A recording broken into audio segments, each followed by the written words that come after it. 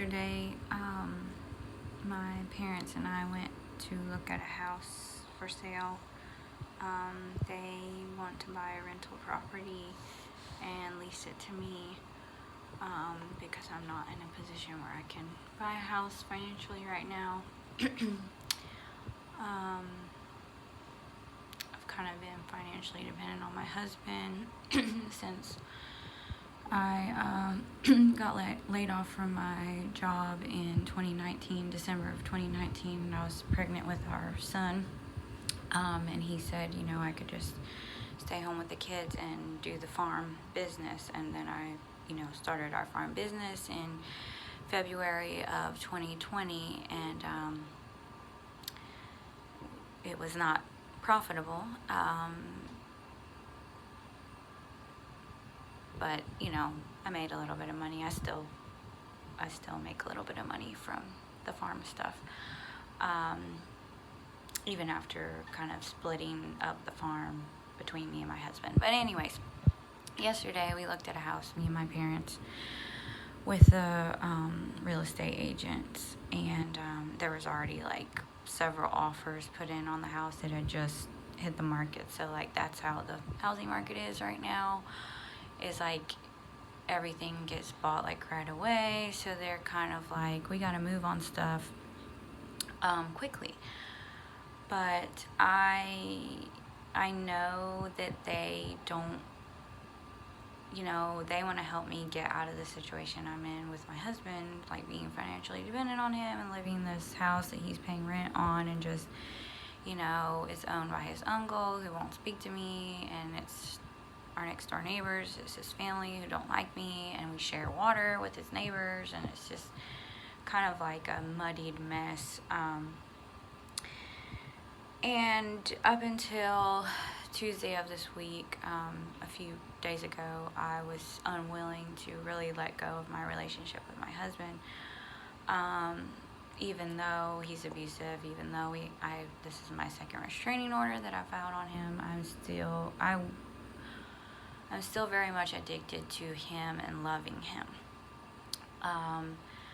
But after like 3 weeks of feeling like I needed to give up our relationship and my addiction to him, I finally did give in and turn him over to the Lord. In Celebrate Recovery, I go every Tuesday, and I went up in front of everybody and said, I'm turning my relationship to my husband to the Lord, and I'm done, because I can't fix him, I can't be with him anymore. So I feel like that was like a piece that I needed to do before I could like get rid of this old life with him and move on into a new place. And like, I don't know, I don't really want to go backwards and be dependent on my parents anymore. And then I was reading a book. It's called Getting Free. It's about getting out of a abusive relationship. And like one of the exercises in the book was, if you could live anywhere you wanted to live, where would you live? And it's like so freeing to think about that, because I'm looking in just like certain areas to live when I search on. So I'm looking for stuff for rent, and then also stuff for sale, because like if my parents wanted to buy something, then it'd be for sale. But if I'm just gonna go like short term, get some place to rent, then I'm looking in those options as well.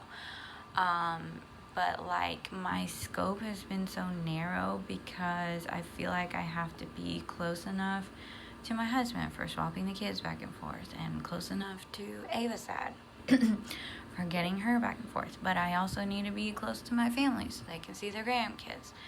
And I gotta be close to my job, but I don't really like have a real job. I mean, I work at the gym, but that's like, I barely make any money, and that's just kind of something on the side for right now.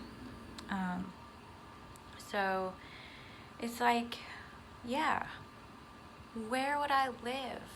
if I could live anywhere. And like I even just like broadened the map out to look on like the app that I'm using, and I looked in Pennsylvania, which is like where my family has a pheasant farm, a bird farm. And like I have a bird farm, like it's barely anything, it's like more like a hobby farm. But like I don't know, just looking at properties up there, I mean, it's cheaper. The price of living up there is cheaper, and I do have family up there, and, you know, my parents could follow me up there if they wanted to. You know, like, the possibilities are endless of where I could live, and I was, like, limiting myself, which I still am. Like, I'm not gonna just, like, go move to Pennsylvania. I can't do that. It would be cold. But just like kind of being more like free with my thinking and shifting my perspectives to see that like I'm not trapped in like a box of where I could live. And I guess that exercise kind of helped me think like, you know, I'm happiest in the country.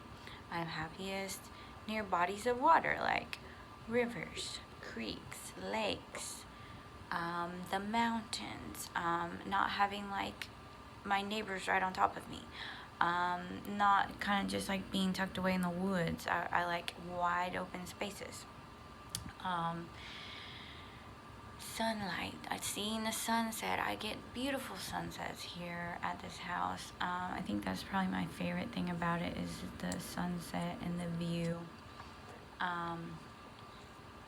So just kind of thinking about those things, about where I want to live. And, you know, for a while, like, my happiness and, like, what I want was selfish. And I still feel selfish thinking about that.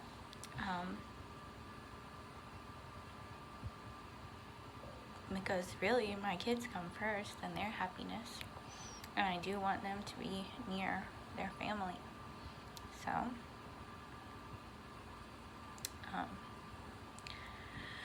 there's lots of messages from the world, you know, about what is right. You know, like putting others first or in their own happiness, I think.